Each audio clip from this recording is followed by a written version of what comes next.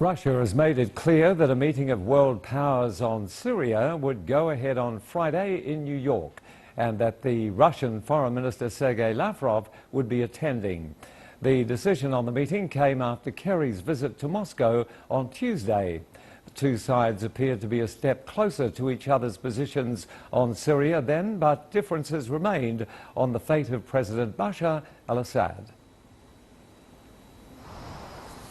Moscow will work with other world powers in finding a solution to the Syrian crisis, with a fresh round of international talks set for this week in New York.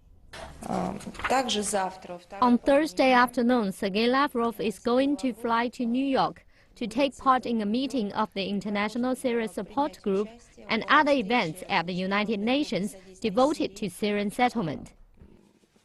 It had previously been unclear whether the meeting would happen after Russia said certain preconditions would have to be met beforehand. That came amidst differences between Moscow and Washington over the role of Syrian President Bashar al-Assad in any political transition and which rebel groups should be part of the peace talks.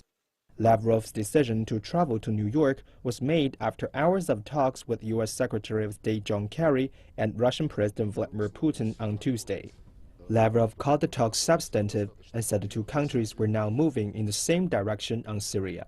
We have agreed to continue work, which is already at a rather advanced stage. The work on creating one list of terrorist organizations and assisting the United Nations in forming representative opposition delegation, which would be ready to hold constructive talks with the Syrian government delegation, within principles agreed by members of the international group for support of Syria. Ways to settle the conflict in Syria as well as Russia's air campaign there were the main topics of discussion. We talked about the areas of our operations and theirs, and he was very much accommodating in his notion that we need to make certain that our militaries are talking in order to make sure there is a complete deconfliction.